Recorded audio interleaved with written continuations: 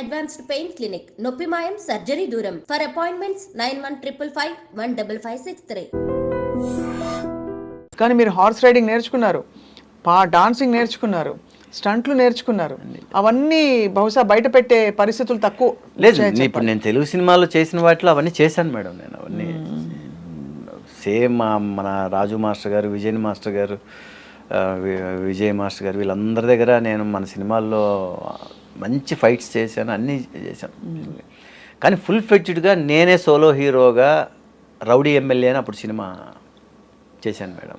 మంచి ఇది వచ్చింది అది అంతా. కానీ అది ఎలా ఉండాలంటే మేడం, అది కిక్ బాక్సింగ్ లాగా ఉండాలి మేడం. హిట్ అది ఉంటేనే స్టార్డమ్ మేడం. అది క్యారెక్టరైజేషన్లోనే మిమ్మల్ని అలా ఎలివేట్ చేసే డైలాగ్స్ కానీ సన్నివేశాలు ఉండాలి కదా. ఉండాలి మేడం. మీ వంతు మీరు పూర్తి కృషి చేశారు. చేశాను అది కానీ అలా అని నథింగ్. ఇప్పుడు మీరు చూడండి, ఇంతకాలం కొనసాగడమే కాకుండా మీరు ఇంటింట్లో ఇప్పుడు ఫెమిలియర్ నేమ్, చాలా ఫెమిలియర్ ఫేస్ అయిపోయారు. అందరూ మిమ్మల్ని ఇప్పుడు బాగా గుర్తుపడతారు కదా. బాగా పిచ్చి పిచ్చిగా, ముఖ్యంగా లేడీస్ మేడం. లేడీసే. అవును, వాళ్ళు ఏంటంటే వాళ్ళ ఇంట్లో మనిషిలాగా నన్ను అనుకుంటారు మేడం. అందుకని అందరికి ఈవినింగ్ 6 అయ్యే లోపల నేనే డోర్స్ తెచ్చుకుని వెళ్ళిపోయినట్టుగా ఉంటుంది మేడం. వాళ్ళు వద్దురా బాబు, రావద్దురా బాబు అన్నా కూడా మనం ఇంట్లోకి వెళ్ళిపోయి వాళ్ళకి కనపడతాం. దేవుడి దయ వల్ల ఆ ప్రాజెక్టులు కూడా హిట్ అయినాయి. అన్నీ ఎంత హిట్స్. మీరు అసలు ఫాదర్ సన్ క్యారెక్టర్ వేసిన ఫస్ట్ హీరో మీరు బుల్లితెరపై మీరే అని అనుకుంటున్నాను మేడం. ముందేమో నాకు తెలియదు. మనకు తెలిసినంత వరకు అంటుండేవాళ్ళు నా పక్కన వీళ్ళు కూడా అందరూ వీళ్ళు కూడా అంటుండేవాళ్ళు, సీనియర్స్ పెద్దవాళ్ళు. పవిత్ర బంధంలో నేను ఫస్ట్ ఫాదర్ అండ్ సన్ వేసాను మేడం, డ్యూయల్ రోల్. ఫాదర్ అప్పుడే ఈ మాస్క్ షాట్స్ దాంట్లోనే టీవీలోనే అన్నీ చేసి ఆ సీన్స్ దానికోసమని అలాగా అని అంటుండేవాళ్ళు. అంతకుముందే ఏమైనా చేశాను అంటే నేను చెప్పడం వచ్చి మన తెలుగులో మేడం.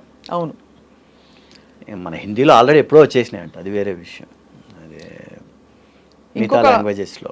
అవును, కానీ అంటే ఇంత సుదీర్ఘ కాలం పాటు కొనసాగిస్తూ మీ పాత్రల్ని ఇప్పటికి కూడా అంటే ఏదో ఒక మంచి క్యారెక్టర్లో మీరు మెయిన్ లీడ్ క్యారెక్టర్స్లో మీరు పడ్డం అనేది అది తప్పకుండా మీ యాక్టింగ్కి మీరు చాలా న్యాచురల్ యాక్టర్ అండి మీరు. నేను కూడా చూశాను కొన్ని సీన్స్ అవి, సీరియల్స్ అవి.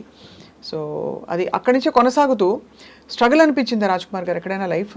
స్ట్రగుల్ అంటే మేడం, ఈ రోజులు ఎలా ఉన్నాయంటే కంటిన్యూగా ఒక 6 నెలలు కనపడలేదు అంటే పెద్ద పెద్ద వాళ్ళనే మర్చిపోతారు మేడం.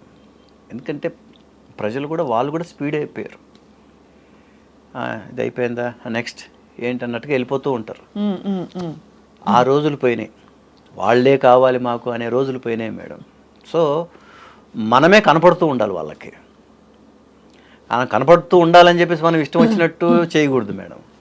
దాంట్లో మళ్ళీ మనం సెలెక్టెడ్గా అది మన ఇంపార్టెంట్. నేనేంటంటే మేడం, సీరియల్స్లో కూడా హీరో 2012 వరకు చేసుకుంటూ వచ్చాను మేడం.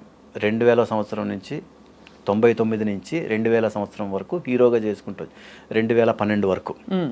2013లో నా ఓన్ ప్రొడక్షన్లో సినిమా ప్రొడ్యూస్ చేశాను మేడం. బ్యారిస్టర్ శంకర్ నారాయణ అని చేశాను నేను. అందులో ఏంటంటే ఒక పెద్ద క్యారెక్టర్ని నేను షో చేసి క్యారెక్టర్స్కి కూడా మనం తెలుగులో చేయించుకోవచ్చు అని ఇండస్ట్రీకి చెప్పుకుందామని చేసుకున్నా ఆ సినిమా. సరే, అది ఆ సినిమా ఆ టైంలో కొంచెం డబ్బులు పోయినాయి. సినిమా బాగుంది అన్నారు కానీ 2013లో 3 కోట్లు పోయింది మేడం. అమ్మో, పెద్ద అమౌంట్ అండి. పెద్ద అమౌంట్ మేడం, పెద్ద అమౌంట్. ఎందుకంటే సినిమా మొదలుపెట్టిన ఫస్ట్ శుభం షాట్ దగ్గర, దాన్ని ఏమంటారు, ఓపెనింగ్ షాట్ దగ్గర నుంచి, ముహూర్తం నుంచి సినిమా రిలీజ్ చేసే వరకు పబ్లిసిటీతో సహా అన్నీ నేనే చేసుకున్నాను మేడం. అదే టైంలో కొంచెం నాకు ఈ మార్కెట్ కూడా కొంచెం డల్గా ఉండి ఇది కూడా అవ్వాల, దాన్ని ఏమంటారు, మన హీరో క్యారెక్టర్స్కి కాదు మేడం, డబ్బింగ్ సీరియల్సా, సినిమాని మనం టీవీలోకి ఇది చేస్తాం కదా, అది కూడా అప్పుడు శాటిలైట్ రైట్స్ కూడా ఆఫ్ చేసి పెట్టున్నారు ఛానల్స్లో, తీసుకోలేదు. వాళ్ళు ఎలా అడిగారంటే షేరింగ్ దీని కింద అడిగారు, నేను ఒప్పుకోలేదు. నేను అవుట్ రైట్కి ఇస్తానన్నాను. నేను తర్వాత అది అలా ఉండిపోయింది. అప్పుడు ఇవన్నీ లేవు. ఇప్పుడు బిజినెస్ బాగుంది. ఇప్పుడు డిజిటల్ అవి ఇవన్నీ చాలా వచ్చినాయి. ఇప్పుడు 2013లో అవన్నీ లేవు. ఓన్లీ శాటిలైట్ ఉండేది అంతే మాకు. మొత్తానికి ఇచ్చారా శాటిలైట్కి? అది ఇవ్వాల నేను అలాగే నేను అవుట్ రేట్కి అయితేనే ఇప్పుడైనా ఇస్తాను ఓటీటీకి ఇచ్చేయండి హ్యాపీగా. ఇస్తాను. అంటే లేదు, మంచి సినిమా, ఇప్పుడు ప్రయత్నం కదండి. రెండోది మీరు ఎంత కష్టపడి పైసా పైసా కూడబెట్టుకుంటూ మీరు హీరోగా రకరకాల క్యారెక్టర్స్ చేస్తూ టీవీ సీరియల్స్లో నటిస్తూ కూడబెట్టుకున్న 3 కోట్ల రూపాయలు అంటే చిన్న విషయం కాదు కదండి. సో మరి ఆ తర్వాత మీరు క్యారెక్టర్ రోల్స్కి వచ్చేసారు. క్యారెక్టర్ రోల్స్ చేయాలని ఆ సినిమా చేశాను. సినిమా ఇప్పుడు రెండో వారానికి సినిమా లేదండి. డిస్ట్రిబ్యూటర్స్ ఎప్పుడు కూడా ఏంటంటే అండి, పెద్ద సినిమాలు లేని టైం చూసి చిన్న సినిమాలకి థియేటర్లు ఇస్తారు. అవును, నాకు అలాగే ఇచ్చారు.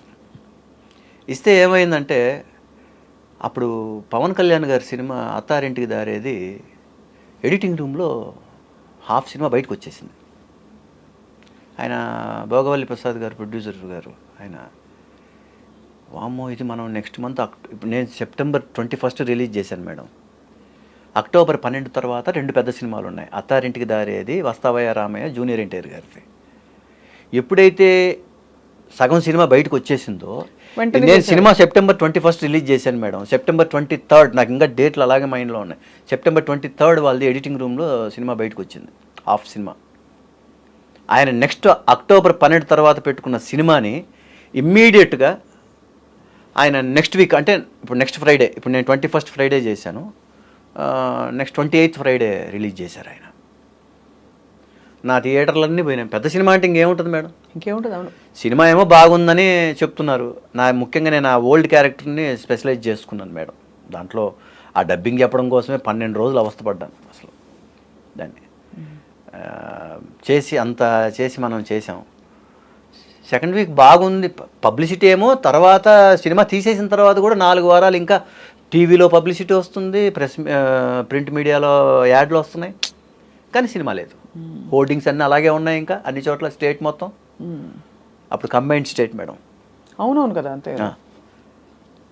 ఏంటి మేడం, ఆంధ్ర సీడెడ్, నేను మయూరి ఫిల్మ్ డిస్ట్రిబ్యూటర్స్. తెలంగాణ ఇది వచ్చేసి నైజాం వచ్చేసి కేఎఫ్సి ఎంటర్టైన్మెంట్స్, మన సునీల్ నారంగ్ గారు వాళ్ళు అనమాట, పెద్ద డిస్ట్రిబ్యూటర్స్. అవును, చేసి మనం అంత చేసి అంత పబ్లిసిటీ ఆ రోజుల్లోనే 80 లక్షలు ఖర్చు పెట్టాను మేడం. అబ్బాబ్బాబ్బా, అంత ఖర్చు పెట్టి. ఎందుకంటే చిన్న సినిమాలకి పబ్లిసిటీయే లైఫ్ మేడం. ఇప్పుడు నేను స్టార్ కాదు, మన సినిమాని పబ్లిసిటీ ద్వారానే థియేటర్ వరకు తీసుకురావాలి. పబ్లిసిటీ పెట్టాను నేను. రెండో వారానికి సినిమా ఉంటే కదా మేడం, రెండో వారం దాటుంటే నాకు ఓవర్సీస్ రెడీగా ఉన్నింది, శాటిలైటు రెడీగా ఉన్నింది. ఎప్పుడైతే ఇవన్నీ అయినా అన్నీ అయిపోయినాయి అలా మేడం. సినిమా థియేటర్లో తీసేశారు లేదు అన్న తర్వాత నా బాధ దేవుడికి ఇదిలిచ్చుకొని, ఓకే ఇది కూడా ఇది మనకు లైఫ్లో ఇది అనుకొని చాలా స్ట్రగుల్ పడ్డారు. అంటే ఎంత సక్సెస్ వచ్చిందో పక్కనే మీకు అంటే ఒకటి మేడం, తగ్గిపోయి ఇదైపోయామా ఆర్టిస్టులు అక్కడే మేడం.